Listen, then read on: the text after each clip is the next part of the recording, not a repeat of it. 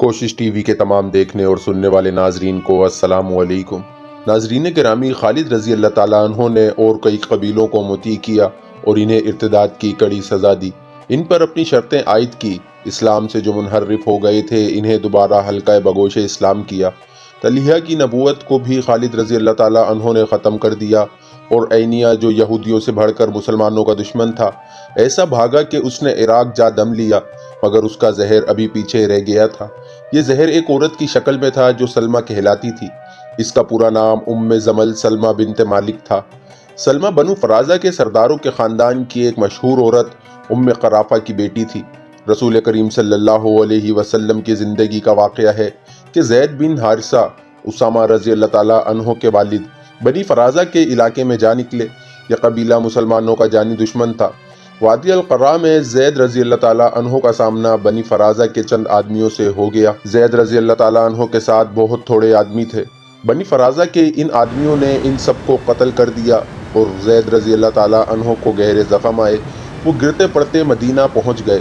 جب ان کے زخم ٹھیک ہو گئے تو رسول اکرم صلی اللہ علیہ وسلم نے انہیں باقاعدہ فوجی دستے دے کر بنی فرازہ پر حملے کے لیے بھیجا تھا۔ مسلمانوں نے بنی فرازہ کے بہت سے آدمیوں کو ہلاک کیا اور کچھ کو قیدی کر لیا۔ جھڑپ بڑی خون ریز تھی۔ ان قیدیوں میں قرافہ فاطمہ بنت بدر بھی تھی۔ اس عورت کی شہرت یہ تھی کہ اپنے قبیلے کے علاوہ دوسرے قبیلوں کو بھی مسلمانوں کے خلاف بھڑکاتی رہتی تھی۔ اسے مدینہ لا کر سزائے موت دے دی گئی۔ اس کے ساتھ اس کی کمسن بیٹی زمل سلمہ بھی تھی۔ رسول کریم صلی اللہ علیہ وسلم نے یہ لڑکی المومنین عائشہ صدیقہ رضی اللہ تعالیٰ عنہا کے حوالے کر دی۔ اسے پیار سے رکھا گیا مگر وہ ہر وقت اداس رہتی تھی۔ عائشہ صدیقہ رضی اللہ تعالیٰ عنہا نے اس پر رحم کرتے ہوئے اسے آزاد کر دیا، بجائے اس کے کہ سلمہ مسلمانوں کی شکر گزار ہوتی کہ اسے لونڈی نہ رہنے دیا گیا اور آزاد کر کے اسے اس کی اونچی حیثیت میں واپس بھیج دیا گیا۔ اس نے اپنے دل میں اپنی ماں کے قتل کا انتقام رکھ لیا اور جنگی تربیت حاصل کرنے لگی۔ وہ سرداروں کے خاندان کی لڑکی تھی۔ اس میں قیادت کے جوہر بھی پیدا ہو گئے۔ اس نے مسلمانوں کے خلاف ایک لشکر تیار کر لیا اور مدینے پر حملے کے لیے پر تولنے لگی، مگر مسلمان ایک جنگی قوت بن چکے تھے، اس لیے سلمہ مدینے کے قریب آنے کی جرأت نہ کر سکی۔ اب طلحہ اور عینیہ کو شکست ہوئی تو سلمہ میدان میں آ گئی۔ اس کی ماں عینیہ کی چچا زاد بہن تھی۔ جن قبیلوں نے خالد رضی اللہ تعالیٰ عنہ سے ٹکر لی تھی انہیں یہ لڑائی بڑی مہنگی پڑی تھی۔ جو بچ گئے تھے وہ ادھر ادھر بھاگ کھڑے ہوئے تھے۔ ان میں غطفان، کئی، بنو سلیم اور حوازن کے بعض سرکردہ لوگ سلمہ کے ہاتھ جا پہنچے اور عہد کیا کہ سلمہ اگر ان کا ساتھ دے تو وہ مسلمانوں سے انتقام لینے کے لیے جانیں قربان کر دیں گے۔ سلمہ تو موقع کی تلاش میں تھی۔ وہ تیار ہو گئی اور چند دنوں میں اپنا لشکر تیار کر کے روانہ ہو گئی۔ اس وقت خالد رضی اللہ تعالیٰ عنہ نبراق میں تھے جہاں انہوں نے طلحہ کو شکست دی تھی۔ انہیں اطلاع ملی کہ بنو فرازہ کا لشکر آ رہا ہے۔ خالد رضی اللہ تعالیٰ عنہ نے اپنے دستوں کو تیار کر لیا۔ جس طرح سلمہ کی ماں اپنی جنگی اونٹ پر سوار ہو کر لشکر کے آگے آگے چلا کرتی تھی، اسی طرح سلمہ بھی اپنے لشکر کے آگے آگے تھی۔ اس کے ارد گرد 100 شتر سواروں کا گھیرا تھا جو تلواروں اور برچھیوں سے مسلح تھے۔ یہ لشکر جوش و خروش بلکہ قہر اور غضب کے نعرے لگاتا آ رہا تھا۔ خالد رضی اللہ تعالیٰ عنہ نے انتظار نہ کیا کہ دشمن اور قریب آئے۔ ان کے ساتھ نفری تھوڑی تھی۔ وہ دشمن کو اتنی مہلت نہیں دینا چاہتے تھے کہ وہ حملے کی ترتیب یا قلیل تعداد مسلمانوں کو نفری کی فرات کے بل بوتے پر گھیرے میں لینے کی پوزیشن میں آ جائیں۔ خالد رضی اللہ تعالیٰ عنہ نے ہلہ بولنے کے انداز سے حملہ کر دیا۔ انہیں معلوم تھا کہ دشمن کا لشکر سفر کا تھکا ہوا ہے۔ خالد رضی اللہ تعالیٰ عنہ نے دشمن کی اس جسمانی کیفیت سے بھی فائدہ اٹھایا۔ سلمہ جو 100 جانباز شتر سواروں کے حفاظتی نرغے میں تھی، اشتعال انگیز الفاظ سے اپنے لشکر کے جوش و خروش میں ڈان ڈال رہی تھی۔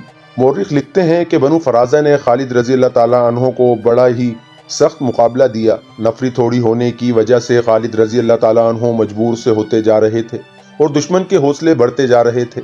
سلمہ کی للکار اور الفاظ جلتی پر تیل کا کام کر رہے تھے۔ خالد رضی اللہ تعالیٰ عنہ نے سوچا کہ صرف یہ عورت ماری جائے تو بنو فرازہ کے قدم اکھڑ جائیں گے۔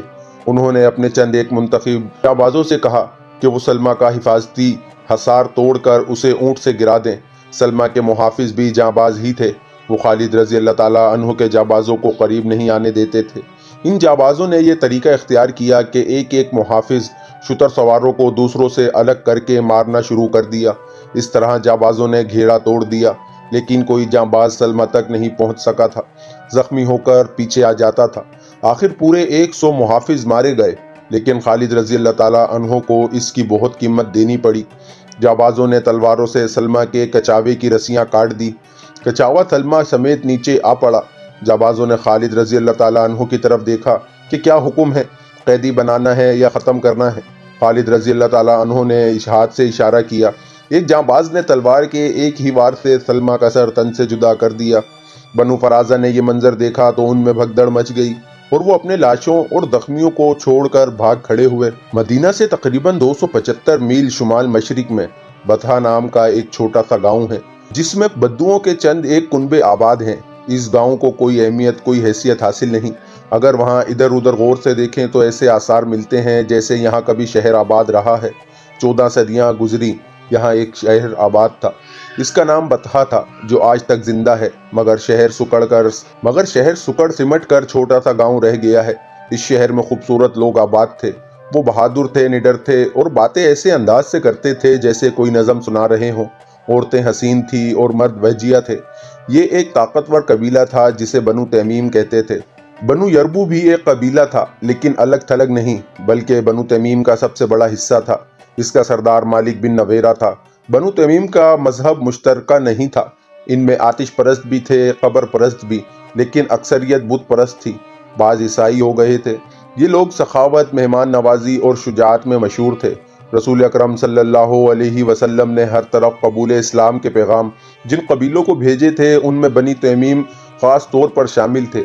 اسلام کے فروغ اور استحکام کے لیے بنو تمیم جیسے طاقتور اور بااثر قبیلے کو ساتھ ملانا ضروری تھا۔ یہ ایک الگ کہانی ہے کہ اس قبیلے نے اسلام کس طرح قبول کیا تھا۔ مختصر یہ کہ بنو تمیم کی غالب اکثریت نے اسلام قبول کر لیا۔ مالک بن نویرہ منفرد شخصیت اور حیثیت کا حامل تھا۔ وہ آسانی سے اپنے عقیدے بدلنے والا آدمی نہیں تھا، لیکن اس نے دیکھا کہ بنو تمیم کے بیشتر قبائل مسلمان ہو گئے ہیں، تو اس نے اپنی مقبولیت اور اپنی سرداری کو قائم رکھنے کے لیے اسلام قبول کر لیا۔ چونکہ یہی شخص زیادہ بارعب اور اثر و رسوخ والا تھا، اس لیے رسول کریم صلی اللہ علیہ وسلم نے اسے بطحا کا امیر مقرر کر دیا۔ زکوٰۃ، عشر، دیگر محصول اور واجبات وصول کر کے مدینہ بھیجوانا اس کی ذمہ داری تھی۔ مشہور مورخ بالحدیث اور محمد حسین ہیکل لکھتے ہیں کہ مالک بن نویرہ بڑا بہجیہ اور خوبصورت آدمی تھا۔ اس کا قد کاٹ میں عجیب سی کشش تھی۔ اس کے سر کے بال لمبے اور خوبصورت تھے، شہ سوار ایسا کہ کوئی اس کے مقابلے میں ٹھہر نہیں سکتا تھا۔ اچھا خاصا شاعر بھی تھا، آواز میں مٹھاس اور ترنم تھا، اور اس میں سب سے بڑی خوبی یہ تھی کہ ہنس مکھ تھا، غم کے مارے ہوئوں کو ہنسا دیتا تھا۔ اس میں خرابی یہ تھی کہ اس میں غرور اور تکبر بہت تھا۔ اس کی ایک وجہ تو اس کی وہ حیثیت تھی جو اسے بنی تمیم میں خصوصاً اپنے قبیلے میں حاصل تھی۔ دوسری وجہ اس کا مردانہ حسن اور دیگر مردانہ اوصاف تھے جو ایک طلسم کی طرح دوسروں پر طاری ہو جاتے تھے۔ اس کا تعلق متعدد عورتوں کے ساتھ تھا۔ قبیلے کی جوان لڑکیاں اس کا قرب حاصل کرنے کی خواہاں اور کوشاں رہتی تھی، لیکن وہ وقتی تعلق رکھتا اور کسی کو بیوی نہیں بناتا تھا، اور کہتا تھا کہ اس طرح ایک عورت اس کے ہم پلہ ہو جائے گی۔ حالانکہ اس وقت بیویوں کو یہ مقام حاصل نہیں تھا، وہ قبیلے کی عورتوں کے دلوں میں بستا تھا۔ المنہال بنو تمیم کا معمولی سا ایک آدمی تھا جسے لوگ صرف نام سے جانتے پہچانتے تھے۔ اسے کوئی رتبہ اور کوئی اونچا مقام حاصل نہیں تھا۔ اس کی بیٹی لیلا جوان ہوئی تو لوگ المنہال کا نام اس طرح لینے لگے جیسے اسے اونچا رتبہ مل گیا ہو۔ جوانی کی دہلیز پر اس کی بیٹی لیلا کا حسن نکھر آیا تو قبیلے کے جوان آدمی اسے رک رک کر دیکھنے لگے اور اسے قریب سے دیکھنے کے لیے اس کے رستے میں کھڑے دکھائی دینے لگے۔ صحفانی نے مختلف مورخوں اور اس دور کی دیگر تحریروں کے حوالے سے لکھا ہے کہ لیلا کو خدا نے بڑی فیاضی سے حسن دیا تھا، لیکن اس کی آنکھیں اتنی دل فریب تھی کہ وہ جس کی طرف دیکھتی تھی وہ مسحور ہو جاتا تھا۔ وہ لباس ایسا پہنتی تھی کہ گھٹنوں تک اس کی ٹانگیں عرایاں رہتی تھی۔ مورخ کہتے ہیں کہ اس کی ٹانگوں کی ساخت میں غیر معمولی طور پر جاذبیت تھی۔ ایسے ہی اس کے بازو تھے، گول اور لمبے۔ وہ اپنے بالوں کو کھلا رکھتی تھی۔ بالوں کا رنگ اور ان کی چمک ایسی کہ ان میں طلسماتی تاثر تھا۔ اسے اگر کوئی توجہ سے نہیں دیکھتا تو وہ مالک بن نویرہ تھا۔ کئی بار ایسا ہوا کہ وہ مالک کے قریب سے گزری، نہ مالک نے اس کی طرف اور نہ لیلا نے مالک کی طرف دیکھا۔ ایک روز لیلا اپنی اونٹنی کو پانی پلا رہی تھی، رستے میں اسے ایک عورت مل گئی۔ لیلا اسے جانتی تھی، وہ مالک بن نویرہ کی خاص ملازمہ تھی۔ اس نے لیلا کو روک لیا۔ لیلا، ملازمہ نے اسے کہا، تو اس سے زیادہ غرور کر سکتی ہے؟ قبیلے میں کون ہے جو تیرے پاؤں کے ناخنوں کو چومنے کے لیے تیار نہ ہو؟ کیا تیرے آقا نے تجھے کوئی شعر یاد کرا کے نہیں بھیجا؟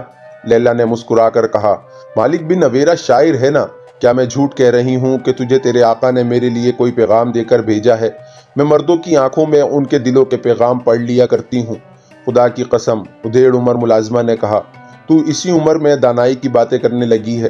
اگر تو نے میری آنکھوں میں میرے آقا کا پیغام پڑھ لیا ہے تو تیرا کیا جواب ہوگا؟ وہ تیرے لیے بے قرار ہے۔ اس بستی میں مجھے کوئی ایسا آدمی دکھا سکتی ہو جو میرے لیے بے قرار نہیں؟ لیلا نے باوقار لہجے میں کہا۔ لیکن میرے آقا کی بات کچھ اور ہے، ملازمہ نے کہا۔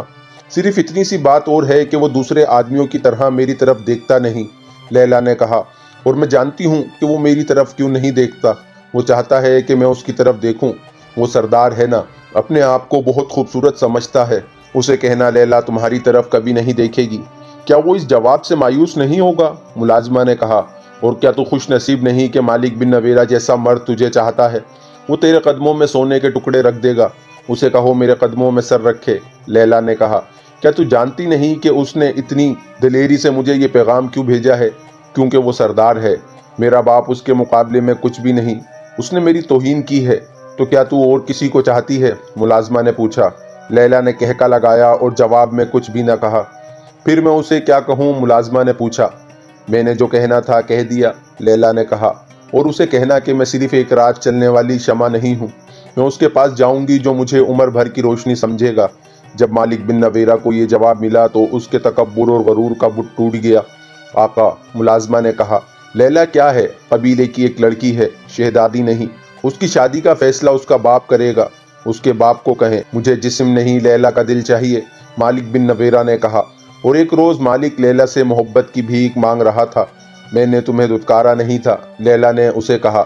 میں نے یہ بتایا تھا کہ میں وہ نہیں ہوں جو تم سمجھے ہو۔ لیلا نے مالک بن نویرہ کا تکبر اور غرور اپنے پاؤں تلے مسل ڈالا اور ان کی شادی ہو گئی۔ بنی تمیم نے لیلا اور تمیم کا خطب دے دیا۔ رسول اکرم صلی اللہ علیہ وسلم کے وصال کی خبر ملتے ہی مالک بن نویرہ نے مدینے والوں سے نظریں پھیر لی اور ظاہر کر دیا کہ اس نے اسلام قبول کیا تھا، ایمان نہیں۔ اس نے زکوٰۃ اور محصولات وصول کر کے اپنے گھر میں رکھے ہوئے تھے۔ چند دنوں تک اس نے یہ مال مدینے کو بھیجنا تھا۔ اس نے قبیلے کے لوگوں کو اکٹھا کر کے انہیں زکوٰۃ اور محصولات واپس کر دیے۔ اب تم آزاد ہو، مالک نے کہا۔ میں نے مدینہ کی زنجیریں توڑ ڈالی ہیں۔ اب جو کچھ تم کماؤ گے وہ سب تمہارا ہوگا۔ لوگوں نے داد و تحسین کے نعرے بلند کیے۔ مالک بہت خوش تھا کہ مدینہ سے تعلق توڑ کر وہ اپنے قبیلے کا پھر خود مختار سردار بن گیا ہے، مگر اس کی خوشی زیادہ دیر تک قائم نہ رہ سکی۔ 2-3 قبیلوں کے سرکردہ آدمیوں نے مالک سے کہا کہ اس نے مدینہ سے تعلق توڑ کر اچھا نہیں کیا۔ مالک نے انہیں مدینہ کے خلاف کرنے کی بہت کوشش کی، لیکن اس کی زبان کا جادو ان پر نہ چل سکا۔ زکوٰۃ اور محصولات کی ادائیگی کے مسئلے پر بنو تمیم 3 حصوں میں بٹ گئے۔ ایک وہ تھے جو زکوٰۃ وغیرہ کی ادائیگی کرنا چاہتے تھے، دوسرے وہ جو مدینہ والوں کے ساتھ کوئی تعلق نہیں رکھنا چاہتے تھے، اور تیسرے وہ تھے جن کے لیے فیصلہ کرنا مشکل ہو گیا تھا کہ کیا کریں۔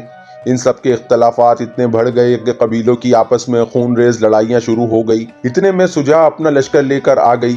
شجاع کا ذکر پہلے آ چکا ہے۔ اس نے نبوت کا دعویٰ کیا تھا۔ الحارث کی بیٹی شجاع اپنے لشکر کے ساتھ مالک بن نویرہ کے قبیلے بنی یربو کے علاقے میں جا خیمہ زن ہوئی۔ اس نے مالک بن نویرہ کو بلا کر کہا کہ وہ مدینہ پر حملہ کرنا چاہتی ہے۔ اگر تم اپنے قبیلے کو میرے لشکر میں شامل کر دو تو ہم مسلمانوں کو ہمیشہ کے لیے ختم کر سکتے ہیں۔ شجاع نے کہا، تمہیں معلوم ہوگا کہ میں بنو یربو میں سے ہوں۔ خدا کی قسم، مالک بن نویرہ نے کہا، میں تمہارا دست راز بن جاؤں گا، لیکن ایک شرط ہے جو دراصل ہماری ضرورت ہے۔ تم دیکھ رہی ہو کہ بنو تمیم کے قبیلوں میں دشمنی پیدا ہو چکی ہے۔ ان سب کو مصلحت کی دعوت دے کر انہیں مدینے پر حملے کے لیے تیار کریں گے۔ اگر یہ مصلحت پر آمادہ نہ ہوئے تو انہیں ہم تباہ و برباد کر دیں گے۔ اگر تم نے انہیں ختم نہ کیا تو یہ سب مل کر تمہارے خلاف ہو جائیں گے۔ ان میں مدینہ کے وفادار بھی ہیں، انہوں نے سچے دل سے اسلام قبول کر لیا ہے۔ مالک بن نویرہ کی خواہش یہ تھی کہ شجاع کے لشکر کو ساتھ ملا کر بنو تمیم کے مسلمانوں کو اور اپنے دیگر مخالفین کو ختم کیا جائے۔ مورخ لکھتے ہیں کہ شجاع مالک بن نویرہ کے مردانہ حسن اور جلال سے متاثر ہو گئی تھی۔ اس نے مالک کی بات مان لی۔ دونوں نے تمام قبیلوں کے سرداروں کو مصلحت کے پیغام بھیجے۔ پیغام میں یہ بھی شامل تھا کہ مدینہ پر حملہ کیا جائے گا۔ صرف ایک قبیلے کا سردار وکی بن مالک تھا جس نے ان سے مصلحت قبول کر لی، باقی تمام قبیلوں نے انکار کر دیا۔ اس کے نتیجے میں شجاع مالک اور وقیہ کے متحدہ لشکر نے دوسرے قبیلوں پر حملہ کر دیا۔ بڑی خون ریز لڑائیاں لڑی جانے لگی۔ بنو تمیم جو سخاوت، مہمان نوازی اور زبان کی چاشنی کے لیے مشہور تھے، ایک دوسرے کے لیے وحشی اور درندے بن گئے۔ بستیاں اجڑ گئی، خون بہہ گیا اور لاشیں بکھر گئی۔ لیلا کو اپنے دروازے پر عورتوں کی آہو بکا سنائی دی۔ کچھ عورتیں بین کر رہی تھی، کیا میں بیوہ ہو گئی ہوں؟ لیلا ننگے پاؤں باہر کو دوڑی۔ وہ کہہ رہی تھی، مالک بن نویرہ کی لاش لائے ہیں۔ اس نے دروازہ کھولا تو باہر 10-12 عورتیں کھڑی بین کر رہی تھیں۔ لیلا کو دیکھ کر ان کی آہو بکا اور زیادہ بلند ہو گئی۔ 3 عورتوں نے اپنے بازوؤں پر ننھے ننھے بچوں کی لاشیں اٹھا رکھی تھی۔ لاش پر جو کپڑے تھے وہ خون سے لال تھے۔ لیلا، کیا تو عورت ہے؟ ایک عورت اپنے بچے کی خون آلودہ لاش لیلا کے آگے کرتے ہوئے چلائی، تو عورت ہوتی تو اپنے خاوند کا ہاتھ روکتی کہ بچوں کا خون نہ کر، یہ دیکھ۔ ایک اور عورت نے اپنے بچے کی لاش لیلا کے آگے کرتے ہوئے کہا، یہ بھی دیکھ۔ ایک اور بچے کی لاش لیلا کے آگے آ گئی، یہ دیکھ میرے بچے۔ ایک عورت نے اپنے 2 بچے لیلا کے سامنے کھڑے کر کر کہا، یہ یتیم ہو گئے ہیں۔ لیلا کو چکر آنے لگا۔ عورتوں نے اسے گھیر لیا اور چیخنے چلانے لگی، تو ڈائن ہے، تیرا خاوند جلاد ہے۔ شجاع کو نبوت کس نے دی ہے؟ شجاع تیرے خاوند کی داشتہ ہے، شجاع تیری سوکن ہے۔ تیرے گھر میں ہمارے گھر والوں کا لوٹا ہوا مال آ رہا ہے۔ مالک بن نویرہ تجھے ہمارے بچوں کا خون پلا رہا ہے۔ ہمارے تمام بچوں کو کاٹ کر پھینک دے، ہم شجاع کی نبوت نہیں مانیں گے۔ ہمارے نبی محمد صلی اللہ علیہ وسلم ہیں۔ محمد صلی اللہ علیہ وسلم اللہ کے رسول ہیں۔ بستی کے لوگ اکٹھے ہو گئے، ان میں عورتیں زیادہ تھیں۔ لیلا نے اپنا حسین چہرہ اپنے ہاتھوں میں چھپا لیا۔ اس کا جسم ڈولنے لگا۔ 2 عورتوں نے اسے تھام لیا۔ اس نے اپنے سر کو زور زور سے جھٹکا اور وہ سنبھل گئی۔ اس نے عورتوں کی طرف دیکھا۔ میں تمہارے بچوں کے خون کی قیمت نہیں دے سکتی۔ لیلا نے کہا، میرا بچہ لے جاؤ اور اسے کاٹ کر ٹکڑے ٹکڑے کر دو۔ ہم چڑیلے نہیں، ایک شور اٹھا، ہم ڈائنے نہیں، لڑائی بند کراؤ، لوٹ مار اور قتل و غارت بند کراؤ۔ تمہارا خاوند وکی بن مالک اور شجاع کے ساتھ مل کر لوٹ مار کر رہا ہے، لڑائی بند ہو جائے گی۔ لیلا نے کہا، بچوں کی لاشیں اندر لے آؤ۔ مائیں اپنے بچوں کی لاشیں اندر لے گئی۔ لیلا نے تینوں لاشیں اس پلنگ پر رکھ دیں جس پر وہ اور مالک بن نویرہ سویا کرتے۔